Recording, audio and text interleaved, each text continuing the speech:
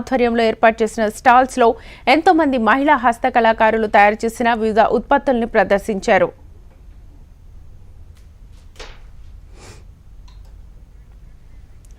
అంతర్జాతీయ మహిళా దినోత్సవాన్ని పురస్కరించుకునే పెరేడ్ గ్రౌండ్స్ లో మహిళా శక్తి సమావేశాన్ని ఏర్పాటు చేశారు. అయితే ఈ కార్యక్రమంలో మహిళలు ఏర్పాటు చేసిన స్టాల్స్ అందరినీ ఆకట్టుకున్నాయి. సెప్, వి హబ్ వంటి సంస్థల్లో శిక్షణ తీసుకున్న మహిళలతో పాటు గ్రామీణ సహకార బృందాల ఆధ్వర్యంలో ఏర్పాటు చేసిన ఈ స్టాల్స్ లో మహిళా ఉత్పత్తిదారులు స్వయంగా చేతులతో తయారు చేసిన వివిధ ఉత్పత్తులు సందర్శకులను ఎంతగానో ఆకట్టుకున్నాయి. మహిళా శక్తి కార్యక్రమానికి హాజరైన ముఖ్యమంత్రి రేవంత్ రెడ్డి స్టాల్స్ ను సందర్శించి ఇక్కడి ఉత్పత్తుల గురించి మహిళలను అడిగి తెలుసుకున్నారు. వారి నైపుణ్యాన్ని ప్రశంసించారు.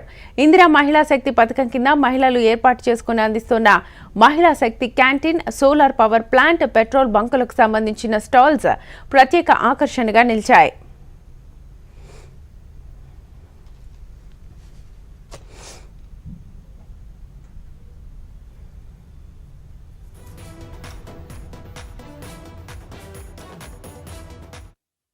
నా పేరు అరుణ అండి. నేను పాల్వంచ నుండి వచ్చాను. ఎలిఫ్ తరఫున నవభారత్ ఉమెన్ ఎంపవర్మెంట్ సెంటర్ నుండి వచ్చాను. ఈ రోజు మహిళలకు అందరికీ అంతర్జాతీయ మహిళా దినోత్సవ శుభాకాంక్షలు. ఈ రోజు ఇక్కడ పరేడ్ గ్రౌండ్స్ లో మనకి ఈ స్టాల్స్ పెట్టడం చాలా హ్యాపీ అనిపించింది. ఇందులో మేము ఒక స్టాల్ పెట్టుకున్నాము. ఇవి ఏంటి అంటే మావన్నీ పామ్ లీఫ్ తో చేసిన బాస్కెట్స్ అండి. ఇవి ఎకో ఫ్రెండ్లీ బాస్కెట్స్, తాటాకులతోటి చేస్తాము. దీంట్లో ఎలాంటి కెమికల్స్ ఎలాంటివి ఉండవు.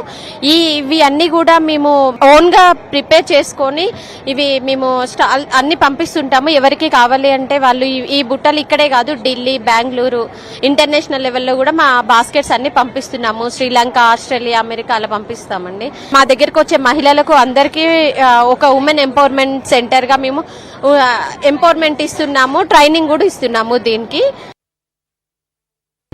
ఈరోజు మహిళా దినోత్సవం సందర్భంగా ప్రభుత్వం వాళ్ళు 500 కిలోవాట్లు ఇంటూ 2 ప్రతి జిల్లాలో 2 మెగావాట్ల పవర్ ప్లాంట్ చొప్పున 32 జిల్లాల్లో 64 మెగావాట్లు పెట్టడానికి శ్రీకారం చుడుతున్నారండి.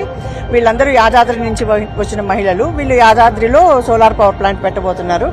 వీళ్ళకి అన్ని ఎట్లా చేయాలి ఏంటి వాళ్ళకి ఇప్పటికే కొంచెము నాలెడ్జ్ వచ్చింది. మిగిలినవి కూడా అడిగి తెలుసుకుంటూ ఉన్నారు. మీరు వాళ్ళని అడగొచ్చు ఏదేది అంటే వాళ్ళు మీకు చెప్తారు.